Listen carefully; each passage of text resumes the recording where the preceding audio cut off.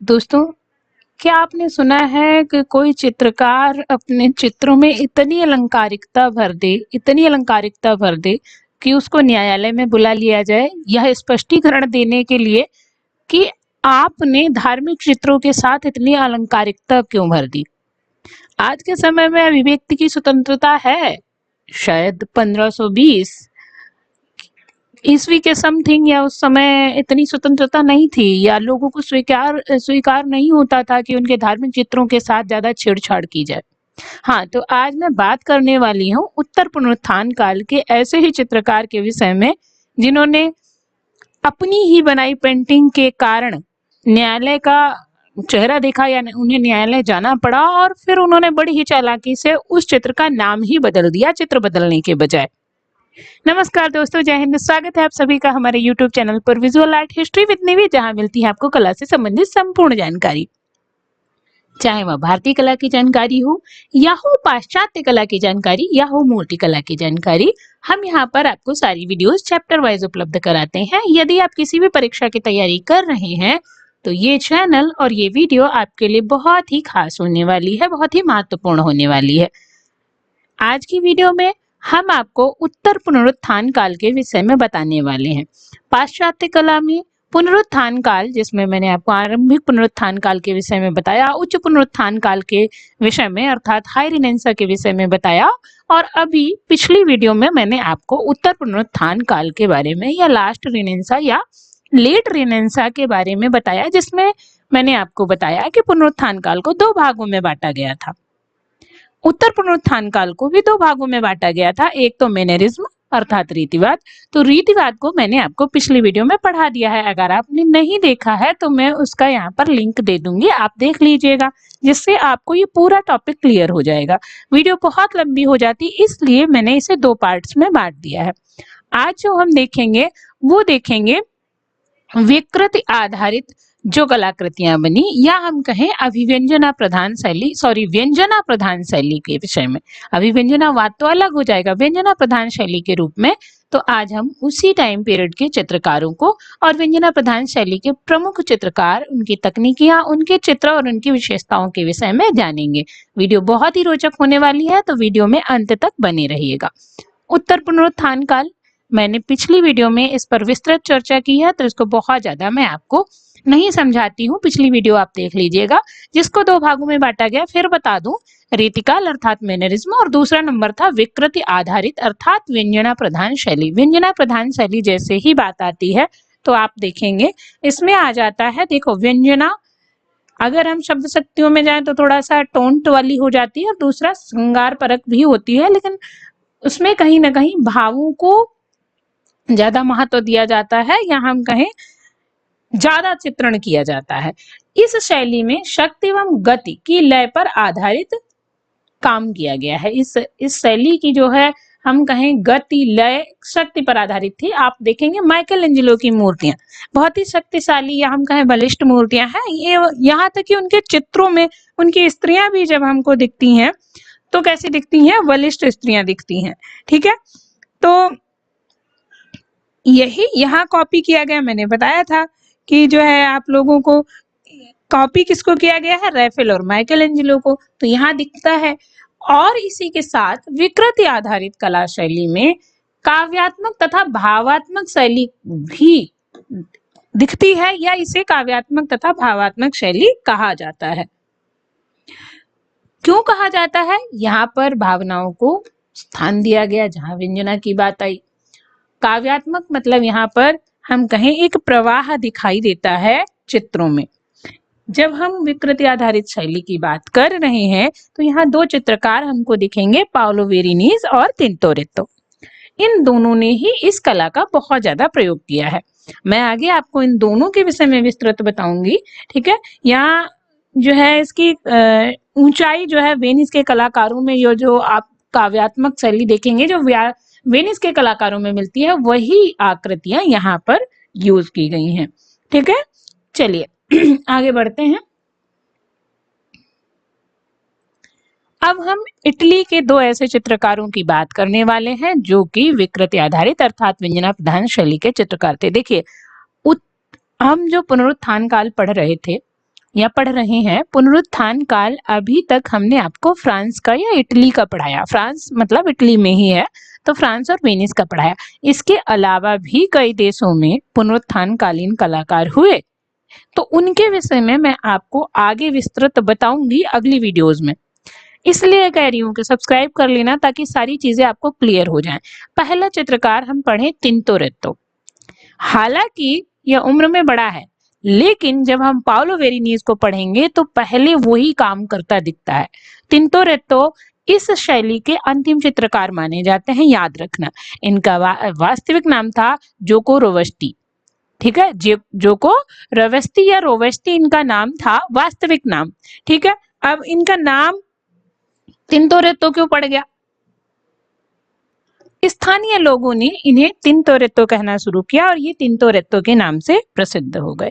ये 16वीं सदी के अंतिम महान चित्रकारों में से गिने जाते हैं, या 16वीं सदी के वेनिस में अंतिम महान चित्रकारों में कौन गिने जाते हैं? तिंतोरेत्तो गिने जाते हैं। इनका उपनाम छोटा रंगरेज भी था। वास्तविक नाम जोको रोवेस्टी था, जोकोपो रोवेस्टी या जोको रोवेस्टी, ठीक है। पूरा नाम इनको जोकोपो भी कहते हैं, तो ये सब याद रखना ताकि कहीं पर कोई कंफ्यूजन ना हो। जोकोपो रोवेस्टी या रोवेस्टी कहते हैं। तिंतोरेत्तो उनका फेमस नाम जो है तिंतोरेत्तो है, और इनका उपनाम छोटा रंगरेज के नाम से भी जाना जाता है, और 16वीं सदी में वेनिसियन शैली का अंतिम चित्रकार है यह, ठीक है। तो ये भी आपको याद रखना। शुरुआत मैंने इनसे क्यों की है? क्योंकि 1518 अर्थात इनका जन्म पहले हुआ है, इसलिए मैं क्रम से चलती हूँ, इसलिए इनको मैंने पहले ले लिया। 1594 में इनकी मृत्यु हुई। इनका जन्म कहाँ हुआ था? वेनिस में हुआ था। मैंने बता दिया वेनिसियन शैली का अंतिम चित्रकार था, ठीक है। और ये खुद को टिसियन का शिष्य मानते थे, ठीक है। किसका? टिसियन का शिष्य मानते थे इनका ये, ठीक है। याद रखना टिशियन कौन था, आपको कमेंट में बताना है। अगर नहीं पता है तो वीडियो देख लीजिए, मैंने पूरी टिशियन के ऊपर कला वीडियो बना रखी है। और टिशियन खुद को वयोवृद्ध कलाकार कहते थे, एक ऐसे चित्रकार जिन्होंने अपने आप अपनी उम्र बढ़ा के बता दी थी। लोग कम करके बताते हैं, उन्होंने कहा कि मेरी उम्र ज्यादा है, मैं जो है पहला राजकीय चित्रकार और सबसे बड़ा राजकीय चित्रकार हूँ। हम फिलहाल तिंतोरेत्तो पर आ जाते हैं, जो खुद को टिशियन का शिष्य बताते थे। जो तिंतोरेत्तो थे, ये कलाकृतियों के मध्य विरोधी रंगों का उपयोग करके नाटकीय छाया प्रकाश का अंकन करते थे। तो याद रखना कि वह कौन सा चित्रकार है जो कलाकृतियों के मध्य विरोधी रंग का उपयोग करके नाटकीय छाया प्रकाश का अंकन करता था। सीधा क्वेश्चन आ जाएगा, ठीक है। तो याद रखना कौन है? तिंतोरेत्तो। इस विधि का प्रमुख चित्र इन्होंने सन 1577 ईस्वी में डोज के राजभवन की दीवार पर बनाया, जिसका नाम था स्वर्ग का विशाल दृश्य, प्रश्य नहीं दृश्य, ठीक है। स्वर्ग का विशाल दृश्य बनाया इन्होंने। जो कौन सा शैली का चित्र है? ये कलाकृतियों में विरोधी रंग की नाटकीय छाया प्रकाश वाला चित्र, ठीक है। 1577 ईस्वी में इन्होंने डोज के राजभवन की दीवार पर एक चित्र बनाया, स्वर्ग का विशाल दृश्य, जिसमें इन्होंने कलाकृतियों के मध्य विरोधी रंगों का उपयोग किया है, ठीक है। इसने माइकल एंजेलो, यहां लिखा है गलत, एंजेलो, ठीक है। माइकल एंजेलो और टिशियन की कला शैली का समन्वय किया है। माइकल एंजेलो की कला का भी जो दृढ़ हम कह सकते हैं बलिष्ठता है, जो चित्रों में एक सशक्तता है, वो सब इन्होंने यहाँ से ली। और टिशियन की जो आप देखेंगे कोमलता है, उन सभी को इन्होंने अपनी कला में स्थान दिया। मतलब टिशियन और माइकल एंजेलो की मिली हुई कला। माइकल एंजेलो का इन्होंने रेखांकन चुना और टिशियन का इन्होंने रंग योजना, दोनों में अंतर है, ठीक है। क्या क्या चुना ये भी याद रखना। इसको मैं मिटा देती हूँ, 1 मिनट रुकना।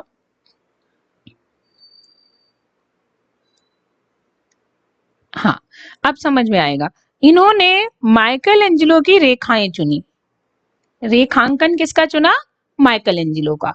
और रंग योजना किसकी चुनी? टिशियन की। आप याद रखें कि वेनिस की रंग योजना बहुत अच्छी थी, तो रंग योजना किसकी चुनी? टिशियन की चुनी। और माइकल एंजेलो का चुना इन्होंने रेखांकन। तो अब यहाँ पर इन दोनों के शैली का समन्वय करके किसने प्रस्तुत किया? हमारा तिंतोरेत्तो है। तो याद रखने की जरूरत है दोनों चीजों को। मैंने इसको बिल्कुल क्लियर कर दिया। अब हम इनके आगे बढ़ते हैं। तिंतोरेत्तो ने 12 फीट ऊंची भित्ति पर कुमारी का जीवन तथा 16 फीट ऊंची भित्ति पर ईसा मसीह का जीवन चित्रित किया। भित्ति होती है दीवार, दीवालों पर इन्होंने 12 फीट ऊंचा चित्र बनाया कुमारी का और 16 फीट ऊंचा बनाया इन्होंने ईसा मसीह का जीवन। ये भी इनके दोनों फेमस चित्र हैं, याद रखना। अच्छा, तिंतोरेत्तो आरंभिक चित्रों में ना भद्रिका के समान आकृतियों का संयोजन करते थे। भद्रिका आपको याद होगा, ऐसे ऊंची सी एक वो बनाई जाती है जिसमें दीवार या प्राचीर ऐसे अंदर की ओर जाती हुई। तो ये जो भद्रिकाओं का चित्रण किसने किया है? तिंतोरेत्तो ने किया। आरंभिक चित्रों में, शुरुआती दौर के चित्रों में हमें दिखाई देता है कि ये जो है भद्रिका के समान चित्रण करते थे। यहाँ लिखा नहीं है, मैंने आपको बता दिया है ताकि कोई कंफ्यूजन ना हो। नो कंफ्यूजन, कोनो कंफ्यूजन नहीं, ठीक है। इनके प्रमुख चित्रों की बात करें, आकाश गंगा की उत्पत्ति, ड्रैगन को मारते संत जॉर्ज, मिस्र को पलायन, संत मार्क का चमत्कार। तिंतोरेत्तो के प्रमुख चित्रों में जब हम देखते हैं तो आकाश गंगा की उत्पत्ति, मिस्र को पलायन का चित्र है, जहां आप देखेंगे लोग जा रहे हैं छोड़कर, दीवार ऊंचे चढ़ते जा रहे हैं। एक बालक है जिसको उसकी माँ प्रेरित कर रही है। अब आप आकृतियों को देखेंगे, कपड़ों में बड़ी लोच का प्रयोग करना, है ना, कपड़ों में बहुत आसानी से चित्र बना देना। एक इन्होंने चित्र बनाया जो संत मार्क का चित्र, इसमें इसी से इनकी बहुत ख्याति बढ़ गई थी। किसका? संत मार्क के चित्र से ये बहुत फेमस हुए थे। लगभग 1548 में इस चित्र को इन्होंने बनाया था। ये चित्र आपको मैंने दिखा दिया, 1548 में इस चित्र को इन्होंने बनाया था। और इस चित्र में ना बहुत भीड़ भाड़ बनाई इन्होंने, स्थिति लाघव और चमकदार वर्णन विधान के साथ साथ इसे बहुत अच्छे से चित्रित किया गया है। चलिए आगे बढ़ जाते हैं। इनके चित्रों की आप तकनीक देख लीजिए, कपड़ों में लोच बहुत ज्यादा है, अलंकारिकता का बहुत पुट है, यहाँ पर भाव प्रधानता दिखाई देती है। इनका अगला चित्र आप देखेंगे तो यह संत मार्क का चमत्कार, ठीक है। यहाँ आप देखेंगे ये संत मार्क हैं, लोग हैं, बहुत सारे लोग हैं, जो मैंने आपको बताया बहुत चमक दिखाई गई है, इनके पीछे से एक दिव्य प्रकाश निकल रहा है। यही चित्र है संत मार्क का चमत्कार।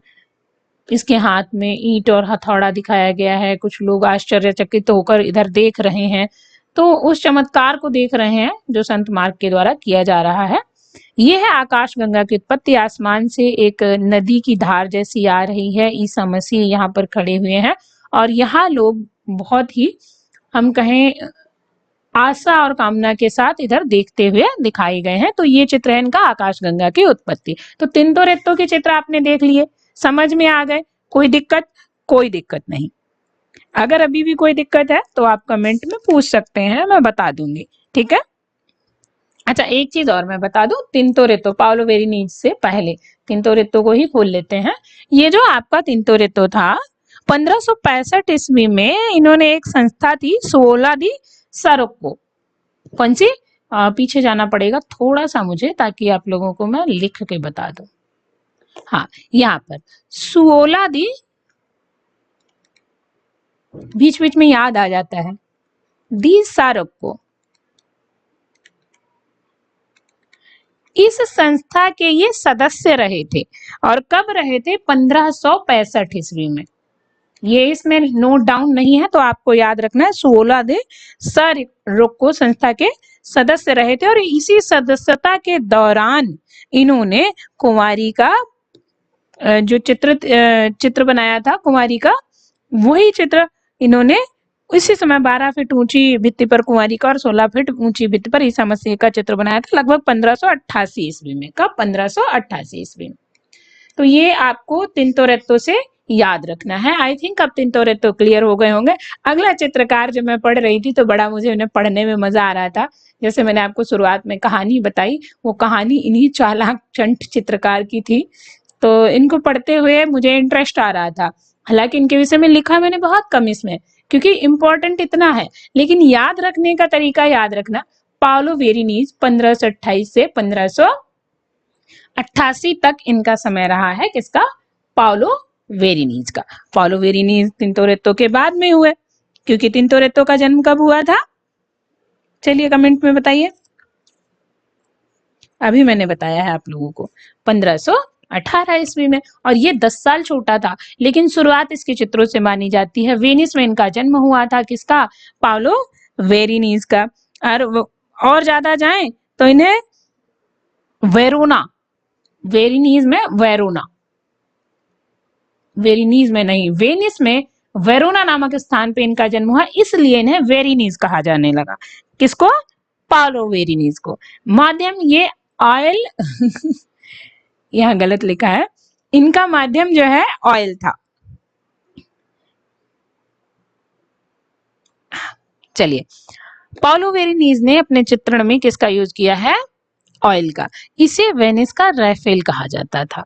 अब सीधा जब रैफेल कहा गया तो कारण क्या रहा होगा भैया? इनकी कला में बड़ी कोमलता थी, लेकिन प्रॉब्लम ये थी कि ये अलंकारिकता की ओर भाग रहे थे, जबकि रैफेल की कला में हमें बड़ी ही कोमलता के साथ साथ भाव भी बहुत स्पष्ट दिखाई देते हैं। चेहरे पे जो नाजुकपन है वो दिखाई देता है, बहुत अलंकरण नहीं है उनका। जब मैडोनाओं का चित्र देखोगे सादे से कपड़ों में लिपटी हुई है, लेकिन एक दिव्यता दिखाई देती है। पर इन्होंने क्या किया? इन्होंने जो दिव्य अलंकारिकता का इतना इस्तेमाल किया, महल हवेली अटारी गहना भूषण कपड़ों में भी अलंकारिकता का यूज कर लिया, और उसके बाद इन्होंने जो धार्मिक चित्र बनाया उनमें भी अलंकारिकता का यूज कर लिया।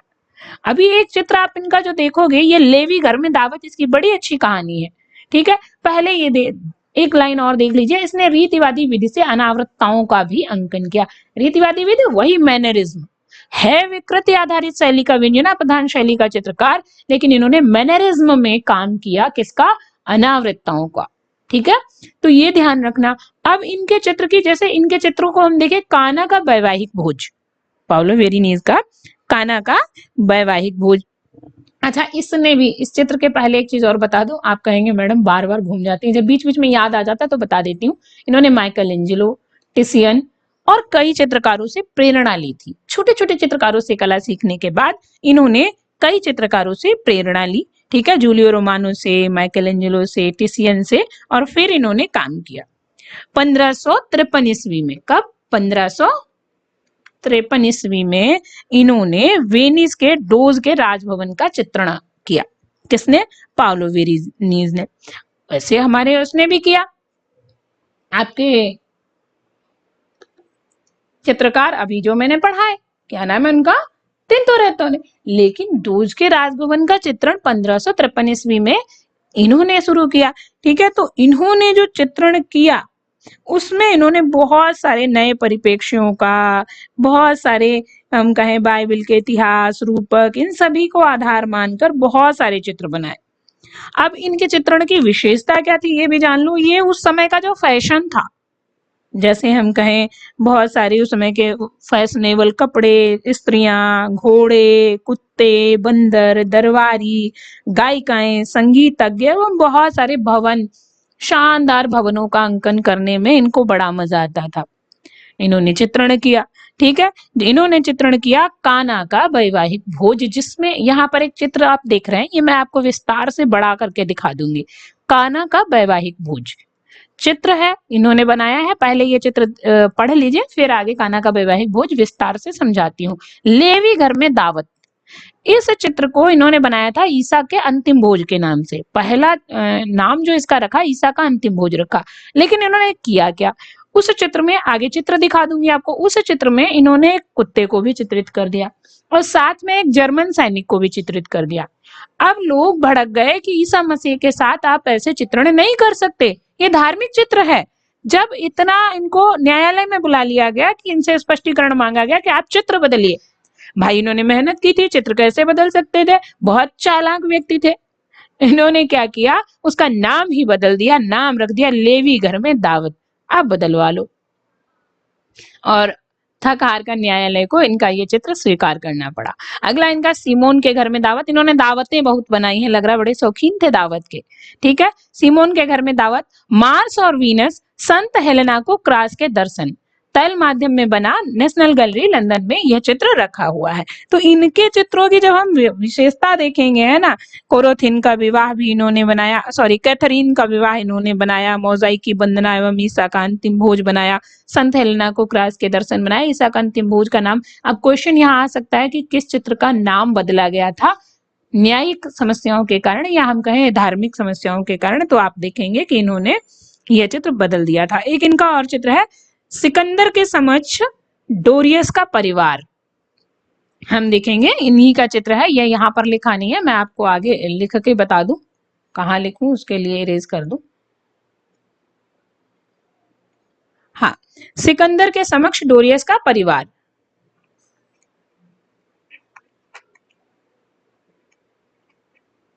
चल भी नहीं ना। सिकंदर के समक्ष जब भी आप देखें कोई भी चित्र तो उस चित्रकार की तकनीक पहले देखें, ताकि आपको उसकी तकनीकी समझ में आ जाए। तो ये चित्र भी आपको याद रखना है, फिलहाल इतना खास नहीं है इसलिए मैंने आपको यहाँ नहीं बताया था, लेकिन फिर भी याद रखना ये चित्र। ईसा का अंतिम भोज, जिसको इन्होंने कुत्ता और जर्मन सैनिक की वजह से बदला। सिकंदर के समक्ष डोरियस का परिवार इन्होंने बदला नहीं, वो चित्र वो यूं ही रहा। और सीमोन के घर में दावत, मार्स और वीनस, संत हेलेना को क्रास के दर्शन, काना का वैवाहिक भोज, ये इनके फेमस चित्र हैं। अब यहाँ पर जो चित्र देख रहे हैं आप, ये है काना का वैवाहिक भोज। इस चित्र में आप देखेंगे इतना राजसी वैभव दिखाया गया है, बड़े बड़े ऊंचे ऊंचे महल। आपको याद है गोथिक शैली में बहुत लंबे लंबे भवन दिखाए गए थे, लेकिन उसमें अलंकारिक कांच का काम था। यहाँ आप देखेंगे एक मूर्ति लगाई गई है, पीछे बैकग्राउंड में भी इमारतें हैं बहुत सुंदर सी, और यहाँ पर आपको एक आकृति दिख रही, वो है ईसा मसीह की। इस चित्र में इन्होंने दिखाया कि ईसा मसीह ने अपने चमत्कार से, ईसा मसीह के चमत्कार को इन्होंने दिखाया। उन्होंने अपने चमत्कार से पानी को शराब में बदल दिया, जिस कारण लोग देखेंगे आप भौचक्के होकर देख रहे हैं इधर उधर, अचंभित होकर। एक आपको यहाँ पर वो दृश्य मैं दिखा दूं ताकि समझ में आ जाए कि था क्या। मैंने इसको क्रॉप करके रख लिया था अलग। ये दृश्य देखें आप, इसमें एक व्यक्ति शराब को या पानी को एक पात्र में उड़ेल रहा है, ठीक है। यहाँ पर एक व्यक्ति बड़े घमंड से इस चीज को देख रहा है कि नहीं ऐसा कुछ नहीं हो सकता। ये देख रहे हैं अपने बियर के प्याले को, लोग अचंभित होकर देख रहे हैं, इधर से सब मुड़कर आपस में कानाफूसी टाइप हो रहा है। और यह व्यक्ति यहाँ पर आप देखेंगे शराब को, सॉरी पानी को यह बदल रहा है या पलट रहा है एक पात्र में। तो इस चित्र में जो काना का वैवाहिक भोज है, इसमें क्या दिखाया गया है, इसमें दिखाया गया है ईसा मसीह ने अपने चमत्कार से पानी को शराब में बदल दिया। उसी समय की स्थिति को दिखाया गया और बड़े ही आकर्षक ढंग से दिखाया गया। इस चित्र में भी इन्होंने खुद को, टिशियन को, माइकल एंजेलो को, सबको चित्रित कर दिया। आप यहाँ देखेंगे तो इन्हीं चित्रों में इन्होंने चित्रकारों को भी चित्रित कर दिया। अच्छा, ये अभी मुझे याद आया, मैंने एक चित्रकार पढ़ाया आपको, गुलाम मोहम्मद शेख। उन्होंने भी अभी हाल ही में एक चित्र बनाया है, कारवां। मैंने पढ़ाया है आपको, अगर नहीं देखा है तो आप जाके देख लीजिएगा। कारवां में उन्होंने बहुत सारे चित्रकारों को बैठाया है, भारतीय और विदेशी। आप देखिएगा जाके कारवां चित्र। आप नहीं देखे हैं तो आप वीडियो देख लीजिएगा ताकि आपको पता चल जाए। हाल ही में बना है, शायद 23 के समथिंग, 19-23 के समथिंग। तो आप देखेंगे तो आपको समझ में आ जाएगा। फिलहाल हम आगे बढ़ते हैं। तो इसमें इन्होंने चित्रकारों को भी चित्रित किया, खुद को भी चित्रित कर लिया कोने में यहाँ, है ना, और माइकल एंजेलो को भी कर लिया, टिशियन को भी कर लिया, और ईसा मसीह को तो केंद्र में किया ही किया। अब काना का वैवाहिक भोज अगर आ गया तो आप गलती नहीं करेंगे। ऐसी आशा तो कर ही सकती हूँ आप लोगों से, है ना, उम्मीद कर सकती हूँ। अब यहाँ पर जो चित्र है अंतिम भोज, जिसका इन्होंने नाम बदला, लेवी घर में दावत रखा। यहाँ एक कुत्ता दिख रहा है आपको, यहाँ पर एक बिल्ली बैठी हुई दिख रही है, जर्मन सैनिक भी दिख रहा है। यही कारण था कि इस चित्र पर सरकार ने इन पर प्रश्न चिन्ह उठा दिया, तो इन्होंने इसे बदल के नाम रख दिया लेवी घर में दावत। एक छोटा सा म्यूजिशियन दिखाया गया, एक व्यक्ति दिखाया गया, बहुत सारे लोगों को दिखाते हुए साथ में इन्होंने एक सैनिक भी दिखा दिया। यही कारण हुआ कि इनसे चित्र बदलने को बोला गया। तो ये चित्र थे हमारे किसके, पाउलो वेरिनीज के। पाउलो वेरिनीज आई थिंक आपको बिल्कुल समझ में आ गए होंगे, कोई दिक्कत नहीं है। इन्होंने अपने चित्रों में जब हमने देखा कि बहुत सारे कुत्तों को, बिल्लियों को, राजसी वैभव को, सीढ़ियों को, दरबारों को, स्तंभ, मेहराब, बालकनी, बहुत सारी चीजों को अपने चित्रों में स्थान दिया, तो कहीं ना कहीं अलंकारिकता को बहुत ज्यादा स्थान दे दिया गया। जैसे हमारे रीतिकाल में भी, मैनरिज्म में भी अलंकारिकता को बहुत स्थान दिया गया, और धीरे धीरे इसके बाद कला पतन की ओर गई और 18वीं शताब्दी में एक नई हम कहें 16वीं से 18वीं सदी के बीच एक नई कला का जन्म होता है, वो फिर बरोक कला हो जाती है फ्रांस में। अभी हम अन्य देशों में जैसे नीदरलैंड में उच्च पुनरुत्थान काल की या पुनरुत्थान कालीन कला नीदरलैंड में, जिसमें जान वान आइक जैसे चित्रकार, रोजर वान वीडर, हांस मेमलिन, माइकल पैचर जैसे चित्रकार, फिर हुगो van der Goes, हिरोनिमस पास, इन सबको एक वीडियो में मैं आपको 8-10 चित्रकार हैं उनके विषय में बता दूंगी। फिर आपको जर्मनी में जो कला चली है उसके विषय में थोड़ा सा उच्च पुनरुत्थान काल की चित्रकार बता दूंगी। फिर जर्मनी में आप देखेंगे अल्बर्ट ड्यूरर को, लुका क्रेनक को, इनके विषय में बता दूंगी। स्पेन की भी पुनरुत्थान काल की कला के विषय में। आपको इन सभी के विषय में जानना है तो भाई सब्सक्राइब करना पड़ेगा, ठीक है। तो याद रखना 17वीं 18वीं सदी में फिर बरोक कला आ जाती है। ये सारी चीजें मैं आपको क्रम से बताने वाली हूँ और कोशिश करूंगी कि आपको बहुत ही सरल और आसान भाषा में समझा सकूं ताकि आपको पाश्चात्य कला में कोई कंफ्यूजन ना हो, ठीक है। तो ये थी आज की वीडियो। अभी कहाँ चले, अभी 10 प्रश्न है हमारे, आप उनके उत्तर दीजिए। प्रश्न है, उत्तर पुनरुत्थान काल में विकृति आधारित शैली को अन्य किस नाम से जाना गया? दूसरा है, उत्तर पुनरुत्थान काल में विकृति आधारित शैली में कौन से 2 प्रमुख चित्रकार थे? प्रश्न नंबर 3 है, वह कौन सा चित्रकार है जिसने माइकल एंजेलो और टिशियन की कला का समन्वय किया है? प्रश्न नंबर 4 है, वह कौन सा चित्रकार है जो टिशियन को अपना गुरु मानता था? प्रश्न नंबर 5 है, विकृति आधारित शैली में किस चित्रकार को वेनिस का रैफेल कहा जाता था? प्रश्न नंबर 6 है, वेनिसियन कला का उच्च पुनरुत्थान कालीन अंतिम चित्रकार कौन था? प्रश्न नंबर 7 है, प्रसिद्ध चित्र लेवी घर में दावत किसने बनाया है? प्रश्न नंबर 7 है, आई थिंक 6 के बाद, हाँ 7 है कि चित्र काना का वैवाहिक भोज में क्या दिखाया गया है? प्रश्न नंबर 8 है, प्रसिद्ध चित्रकार तिंतोरेत्तो का जन्म कब हुआ? प्रश्न नंबर 9 है, तिंतोरेत्तो का वास्तविक नाम क्या था? प्रश्न नंबर 10 है, किस चित्रकार को छोटा रंगरेज के नाम से बुलाते हैं? 2 चित्रकार पढ़ाए हैं आपको। तो ये थी आज की वीडियो और 10 प्रश्नों के उत्तर आप मुझे कमेंट में देंगे। इस वीडियो की पीडीएफ मैं आपको टेलीग्राम चैनल पर दे दूंगी। देखो रोज के रोज नहीं डाल पाती हूँ, फिर भी मैं कोशिश करती हूँ कि आपको पीडीएफ उपलब्ध करा दूं। बहुत सारे काम होते हैं और बहुत थकान के बाद भी मैं वीडियो रिकॉर्ड करने जबरदस्ती बैठती हूँ, खुद को बैठाती हूँ कि नहीं जी, थोड़ा सा तो खुद का भी, मेरा पढ़ने का भी मन रहता है और आप लोगों को पढ़ाने का भी। तो इससे कि आप लोगों का भी हेल्प होगी, आप लोगों की, और मेरा भी थोड़ा सा ये फायदा है कि मैं अपने सब्जेक्ट से जुड़ी रहूंगी, मुझे दूर नहीं अपने सब्जेक्ट से जाना है। बस इसीलिए मैं आप लोगों के साथ वीडियो शेयर करती रहती हूँ। तो वीडियो अगर अच्छी लगी है तो आप चैनल को सब्सक्राइब कर लीजिए, ऐसी वीडियो और भी मिलने वाली हैं आपको। और कौन सा पार्ट आपको सबसे अच्छा लगा है ये भी जरूर बताइएगा। आज वीडियो थोड़ी लंबी हो गई है लेकिन मैंने कोशिश की आपको बहुत अच्छे से समझाने की, ठीक है। तो कौन सा पार्ट आपको सबसे अच्छा लगा जरूर बताइएगा। अगर कोई चीज आपको ऐसी लगती है कि ज्यादा हो गई है या कम रह गई है या मिसिंग है तो आप कमेंट में बता सकते हैं, ठीक है।